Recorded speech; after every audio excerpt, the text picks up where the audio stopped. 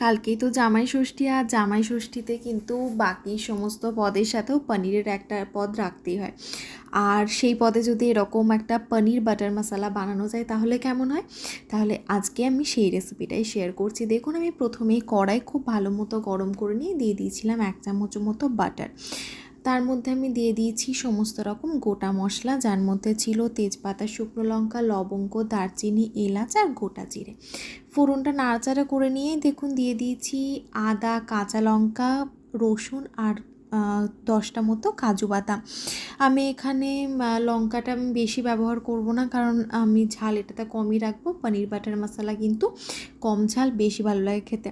তারপর দেখুন দিয়ে দিলাম 1.5টা মতো পেঁয়াজ। পেঁয়াজটাকে আমি 1 থেকে 2 মিনিটের জন্য নাড়াচাড়া করে নিয়েছি।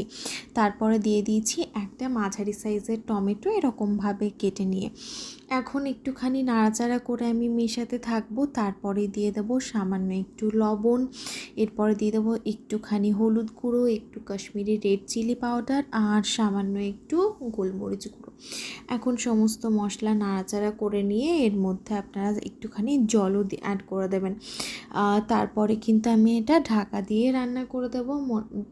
ঢাকা দিয়ে রান্না করে নেব মোটামুটি ধরুন 10 থেকে 15 মিনিট, 10 মিনিটের জন্য একদম লো ফ্লেমে।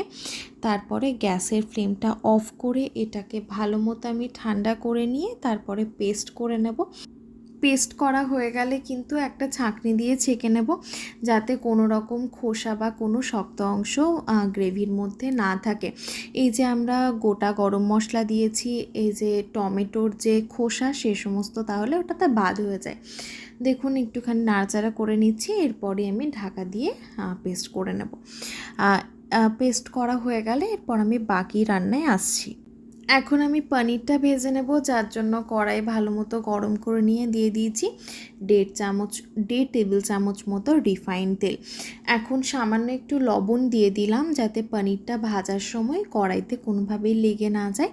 তারপরে এখানে আমি দিয়ে দিয়েছি 300 গ্রাম মতো পনির। পনিরটা আমি এরকমভাবে কিউব করে কেটে নিয়ে একদম হালকা করে ভেজে নিয়েছি, যাতে একদম পনিরটা নরম থাকে, কারণ পনির বাটার মশলায় কিন্তু পনিরটা নরম থাকে, খুব সুন্দর লাগে। আর জাস্ট হালকা করে ভেজেছি, আপনারা চাইলে কিন্তু এটা নাও ভাজতে পারেন। ঠিক আছে, তারপর দেখুন আমি পনিরটা এখন একটা পাত্রের মধ্যে তুলে রাখছি। আপনারা দেখবেন যদি পনির একটুখানি শক্ত থাকে তাহলে কিন্তু একটা পাত্রের মধ্যে কিছুটা পরিমাণে গরম জল দিয়ে তার মধ্যে নুন দিয়ে এই পনিরটা ভিজিয়ে রাখতে পারেন। তাহলেও কিন্তু পনির ভাজার পর যদি শক্ত হয়ে যায় অনেক সময় কিন্তু তাহলেও নরম হয়ে যাবে। ঠিক আছে, তারপর দেখুন আমি পনিরটা একটা পাত্রের মধ্যে তুলে রাখছি। এরপরে আমি বাটার মশলার যে গ্রেভিটা সেটা বানিয়ে নেব। ওই কড়াইতে এবার আমি গ্রেভিটা বানিয়ে নেব, যার জন্য দেখুন দিয়ে দিলাম 1 চামচ মতো বাটারটা গলে যাওয়ার পর দিয়ে দিলাম একটা লঙ্কা একদম কুচি করে। একটুখানি নাড়াচাড়া করে নিয়ে 1.5টা মতো পেঁয়াজ কুচি দিয়ে দিয়েছি। পেঁয়াজটার দেখুন কালার হালকা একটু চেঞ্জ হয়ে আসবে 1 থেকে 2 মিনিট ভাজার পর। তারপরে আমি কয়েকটা গুঁড়ো মশলা দিয়ে দিচ্ছি 1/4 চামচ মতো হলুদ গুঁড়ো আর 1/2 চামচ মতো কাশ্মীরি রেড চিলি পাউডার। এরকম তেলের মধ্যে যদি হলুদ গুঁড়ো আর কাশ্মীরি রেড চিলি পাউডার দেওয়া যায় তাহলে কিন্তু গ্রেভির কালারটা খুব সুন্দর আসে, তবে এই সময় একটুখানি পুড়ে যাওয়ারও চান্স থাকে। তাই জন্য আপনারা পারলে যদি মনে হয় যে পুড়ে যাচ্ছে তাহলে কিন্তু সামান্য একটু জল দিয়ে দেবেন, তাহলে আর পুড়বে না। তারপর দেখুন আমি তো জল দিলাম না, কিন্তু আমার যে গ্রেভিটা রেডি করা ছিল ছেঁকে নিয়ে সেই গ্রেভিটাই আমি এখানে অ্যাড করে দিয়েছি। তারপর দেখুন নাড়াচাড়া করতে করতে আমি ভালো মতো মিশিয়ে নিচ্ছি। এবারে দিয়ে দিচ্ছি একদম সামান্য একটু লবণ। এই সময় লবণটা কিন্তু একটু বুঝে একটুখানি কম দেওয়াই ভালো, কারণ মশলাটা রেডি করার সময় আমি মশলাতে লবণ দিয়েছিলাম আর পনিরটা ভাজার সময় আমি কড়াইতে লবণ অ্যাড করেছিলাম। তাই জন্য এই সময় লবণটা একটুখানি আমি কমই দিলাম, কারণ পরে লাগলে তো আরও অ্যাড করা যাবে, বেশি হয়ে গেলে কিন্তু খুব অসুবিধা। তারপর দেখুন আমি ভালো মতো মশলাটা কষিয়ে নিলাম মোটামুটি 10 থেকে 15 মিনিটের জন্য একদম লো ফ্লেমে। আর দেখলেন চারিদিকে কিন্তু বেশ সুন্দর একটা তেল ছেড়ে এসেছিল। তারপরে দেখুন দিয়ে দিলাম 2 চামচ মতো কুকিং ক্রিম। নাড়াচাড়া করে মিশিয়ে নিয়ে কিন্তু এবার আগের থেকে ভেজে রাখা পনিরটাও অ্যাড করে দিচ্ছি। পনিরটা এখন নাড়াচাড়া করে ভালো মতো মিশিয়ে নিচ্ছি। আর তারপরে আপনাদের যদি প্রয়োজন হয় তাহলে কিন্তু সামান্য একটু গরম জল অ্যাড করতে পারেন। তবে অবশ্যই গরম জল অ্যাড করবেন, ঠান্ডা জল কিন্তু একদমই অ্যাড করবেন না। গরম জল অ্যাড করলে কিন্তু রান্নার স্বাদ বেশ অনেক গুণ বেড়ে যায়।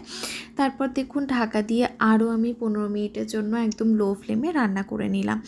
আর দেখলেন তো সাইডে কিন্তু বেশ সুন্দর তেল ছেড়ে এসেছে। আর তারপরে দিয়ে দিলাম সামান্য একটু গরম জল। এখন নাড়াচাড়া করে ভালো মতো মিশিয়ে নিচ্ছি। এরপরে দিয়ে দেব স্বাদ ব্যালেন্সের জন্য সামান্য একটু চিনি। আসলে পনির বাটার মশলা কিন্তু সামান্য একটু মিষ্টি হলে বেশ ভালো লাগে খেতে।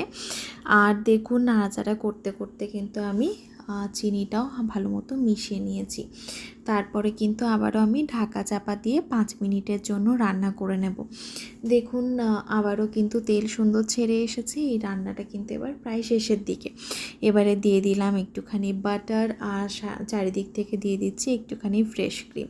বাস গ্যাসের ফ্লেমটা অফ করে 5 মিনিট স্ট্যান্ডিং টাইমে রাখলেই কিন্তু পনির বাটার মশলা সার্ভ করার জন্য একদম রেডি। ভিডিওটা যদি আপনাদের ভালো লেগে থাকে কাইন্ডলি চ্যানেলটা একটু সাবস্ক্রাইব করে সাপোর্ট করবেন। Thanks for watching. আবারও দেখা হবে আরও অন্য একটা ভিডিও নিয়ে।